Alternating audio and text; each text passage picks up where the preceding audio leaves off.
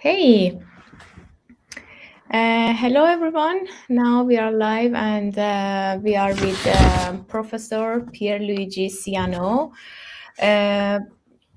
from the University of Salerno. He's the professor and scientific director of the Smart Grids and Smart Cities Laboratory with the Department of Management and Innovation Systems. Very welcome, and we are happy to have you today. And the topic is smart energy communities. So please go ahead. Thank you very much for your introduction. Good evening, everybody. I'm very happy to present this lecture at the Department of Computer Science and Media Technology, Linnaeus University. I'm very grateful to the organizers for this invitation. Today, I am going to present this lecture titled Smart Energy Communities.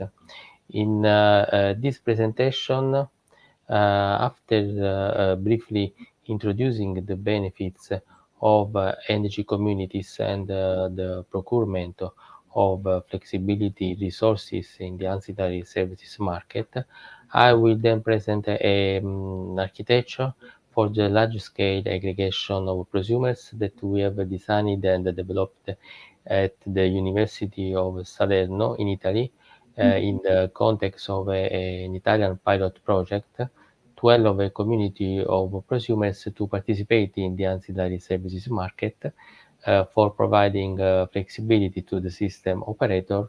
This is achieved by solving both day-ahead and real-time optimization problems. Then I will describe a new distributed parallelized linear programming based optimization that is scalable and privacy preserving and allows to manage hundreds of thousands of prosumers.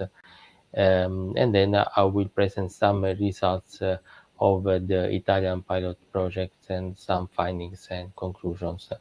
As known in a smart grid, we have an integration of renewable sources, mainly that can be photovoltaic systems or wind systems. We have, as you know, electrical vehicles, and we have residential users that are also endowed with some renewable sources, mainly photovoltaic systems, as you can see, and also some electrical loads can be controlled, can be shifted over time or directly controlling in order to provide some flexibility to the system operator.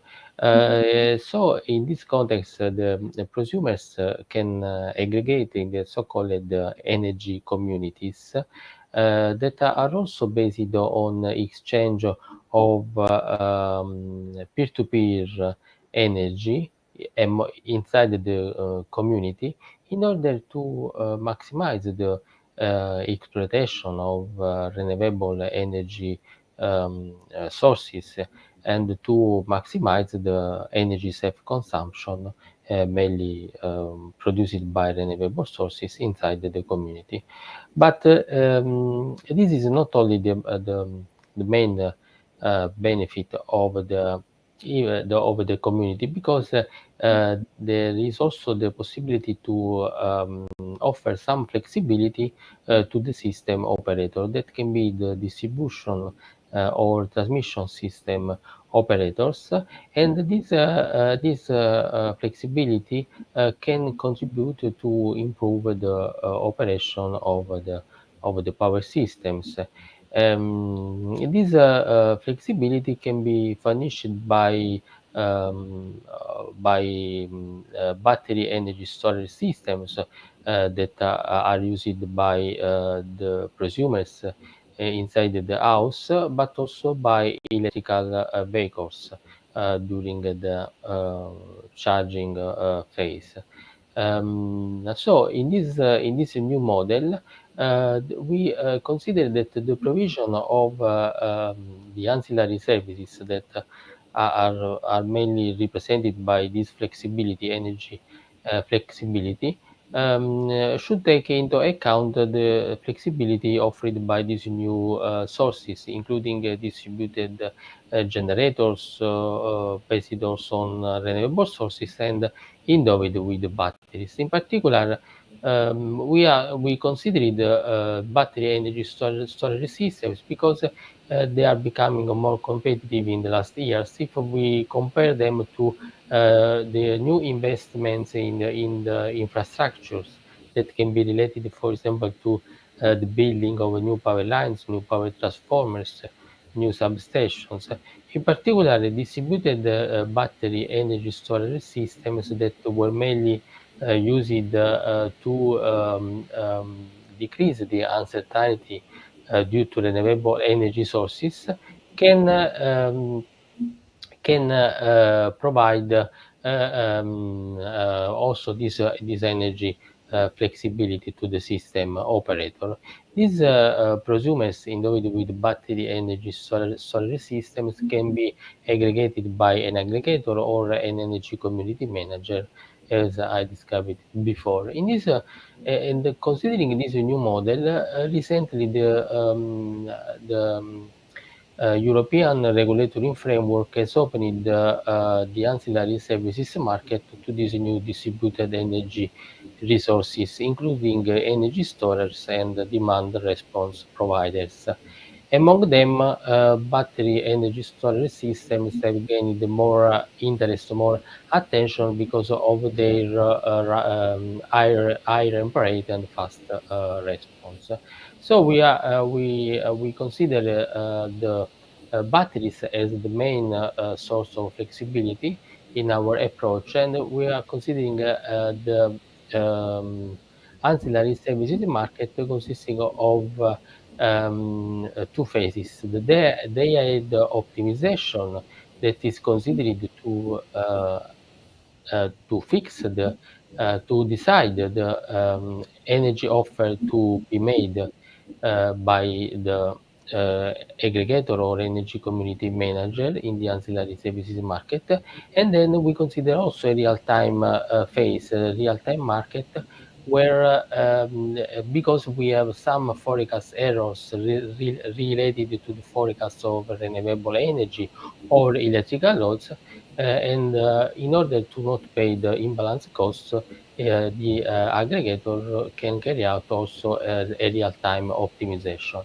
It's worth noting that also in Italy, with the new Italian regulatory framework, consider the aggregation of also small resources to provide ancillary services, and there is no limitation to the rated power of a single resource, but we have a global constraint that is 1 megawatt. So the whole aggregate should be of at least 1 megawatt. So on this basis, we have developed an Internet of Things based architecture. Excuse me, before we go dive into the develop IoT based architecture, why ancillary services are required? Yes, thank you very much for your question. Yes, it is important because, as you know, in a power system, essentially we do not have energy storage of big sites. So there should be a continuous balance, second by second, of between the energy produced by generators and the energy absorbed by electrical loads. During the real-time phase, there can be some forecast error, both Mhm. related to the production or to the consumption. And in this case, the system operator requires some flexibility from some generators, or in this case also from some users, Yeah. in order to have to balance the system. Okay. Thanks. In order to develop these services to the system operator, we have developed in collaboration with an Italian company an Internet of Things based architecture for an energy community or an aggregator. As you can see from this slide, we have that each residential unit is connected to a gateway and is managed by an energy management system that we have implemented on a Raspberry Pi 3 microcontroller, and it is in communication with the energy community manager or the aggregator by means of an interconnection layer consisting of a cloud server, a manager gateway, and a database. In particular, a centralized database registers the electrical consumption of electrical loads, so the generation of generators such as photovoltaic systems. The user can monitor the energy production of its photovoltaic system, for example, of its electrical loads, and by using a web app, and the energy management system is connected to some smart devices by means of a wireless communication. Also, some other services are provided by the aggregator or energy community manager, for example, for energy saving and smart metering to this cloud server to each user. As regards with the devices, we have selected some commercial devices. Here you can see some of these devices, for example, that you can buy, for example, on Amazon or online. And there more details can be found on this website of the company. In the middle, we have the energy management system. Then we have some sensor, temperature sensor, motion sensor, access control, a smart plug, for example, a switch, a smart lamp, some other devices for the control of smoke or fluid. And for example, here we can see the smart thermostat and the smart switch for the control of a boiler in our laboratory. And we have implemented some rules for energy savings in this language that is Blockly Visual Programming by using Blockly Visual Programming Editor.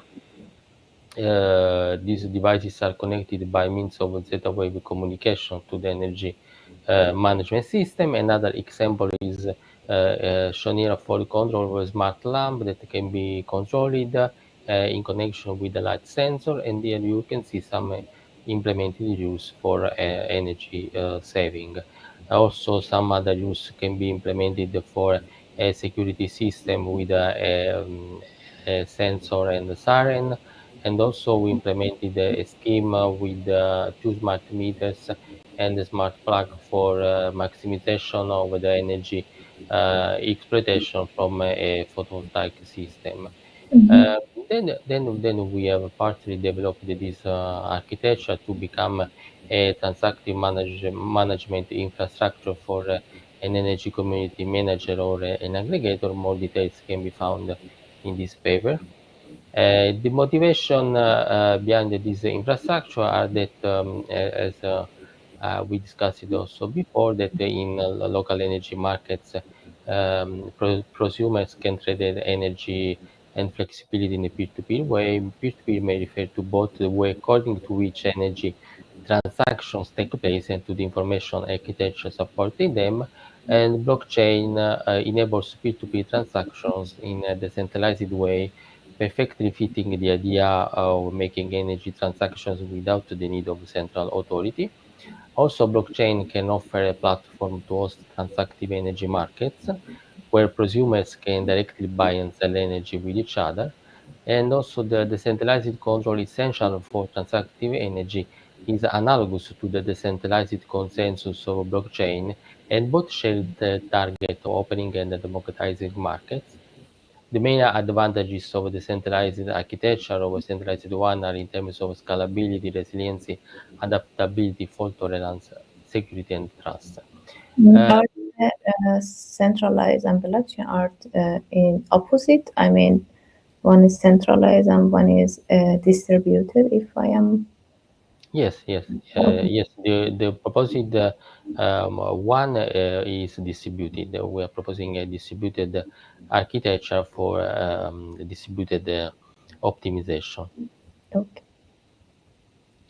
Here you can see the implemented architecture that is a hierarchical that is organized into hierarchical layers that interact only with the neighboring layers.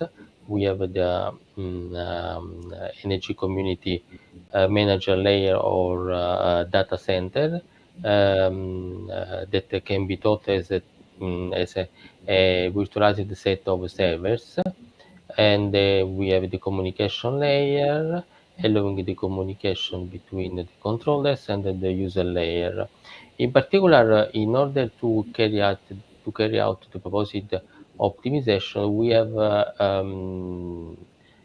considered an evolution of this platform to manage the batteries of prosumers, and that is shown here, where we have assumed that all prosumers are endowed with the home device gateway, a smart meter, an energy management system, as described before, and the layered architecture is shown here, where it consists of a physical layer and a virtual layer that is essentially a virtual platform where all prosumers can access. The physical layer provides grid connection uh, to all users, smart metering, and communication.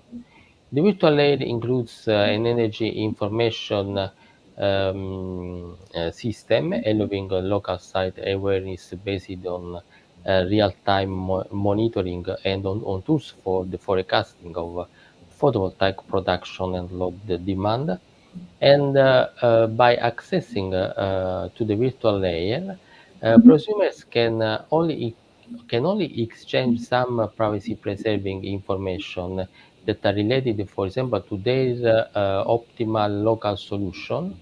Each prosumer performs a local optimization, and also to their flexibility contribution, because each prosumer should provide a flexibility in order to achieve the global optimization constraints, that is 1 megawatt, for example. And then we have considered in the day-ahead optimization an objective function considering the revenue due to the provision of flexibility minus the cost. And this objective function is subject to the global constraints I described before, related to the minimum power. The flexibility should be carried out between in the time range defined by these discrete variables that are three, up, initial and final for up regulation, for example, and to some local constraints that are related to the power balance of prosumers, to the power limits from to the grid, and to power charging, discharging of batteries. As regards with the real-time optimization problem, the objective function is similar, but it is related only to 15 minutes to a quarter, because each hour is divided into four quarters, and the inequality constraints are replaced by two equality constraints that are related to the power accepted during the day-ahead optimization. Then, in order to solve this, the day-ahead optimization, there are mainly two approaches that can be used that are a centralized one based on mixed integer linear programming optimization model, or a heuristic one that is based on that we have developed and based on hybrid variable neighborhood search. we decided to this second solution because in some cases the centralized formulation cannot deal with extra large instances with many thousand, hundred or thousand of prosumers because the computational time is not acceptable in that case. So we solved the problem by breaking down the decentralized problem into many linear programming formulations and solving the resulting problems into a distributed parallelized way. Also, we have developed a new distributed optimization method that is based on linear programming that is scalable and privacy preserving. Um, Um, yeah. is there any, real project that are applying these methods or setups or? Yes, thank you very much. There are many projects in the world that nowadays are under development in many countries, such Mhm. as US, Australia, and also in Italy. We have a pilot projects where some prosumers endowed with photovoltaic and battery energy storage systems are controlled to provide the flexibility to the system operator. Yeah. In order to solve the optimization problem, we also proposed a new approach where the global constraints is included in the objective function and the contribution given by each prosumer is proportional to the energy stored in its battery according to this equation. Now I will show a comparison between the decentralized approach that can be found in this paper and the distributed approach that can be found in this other paper. In particular, if we consider an aggregation of 2,000 prosumers endowed with photovoltaic system and battery systems that are sized according to their contractual power and energy consumption, we can see in this slide during a day in April, the state of charge of all batteries and the photovoltaic production and the electrical load without flexibility, that is the baseline, and the case where when the flexibility is offered. As you can see, there is an increase of the energy injected into the grid, and this energy is the provided flexibility. During this phase, the batteries will be discharged. This is the result of the day-ahead optimization, where the flexibility is provided from 2 p.m. to 6 p.m. So we have 4 hours. The same case study was solved by using the proposed distributed approach, and when we can see a comparison where it's worth noting that we have the distributed optimization can achieve the same energy flexibility, the same objective function, and also during real-time optimization, the proposed real-time optimization is able to compensate the forecast error we have considered, and so the aggregator should not pay any penalty. Also, as regards with the computational time, we have that the proposed approach for the optimization is able to deal with also hundreds of thousands of prosumers in few seconds, while during real-time optimization, we have a time varying between 30 and 25 milliseconds, depending on the month of the year. Now, let's move to some final comments. I would like to highlight that linear programming based parallelization enables not only to perform in an almost real-time way for very large-scale real-world problems, but also to fulfill the privacy of prosumers. Because in our case study, the only information that is shared by each prosumer is the power exchanged with the grid. Also, both the day and the real-time optimizations are highly scalable, can protect the privacy of prosumers, and overcome some drawbacks of centralized method, mainly that are related mainly to the scalability. The proposed linear programming-based optimization can be, as I have shown, can be easily coded up and implemented on microcontrollers, such as a Raspberry Pi 3 microcontroller, and connected to the implemented layered architecture. Here there is a list of further selected readings, and Mhm. thank you very much for your Yeah. attention. Yes, I have question. What are the impacts for the pro consumers? Uh, Yeah, thank you very much for your question. As you know, if we see yeah.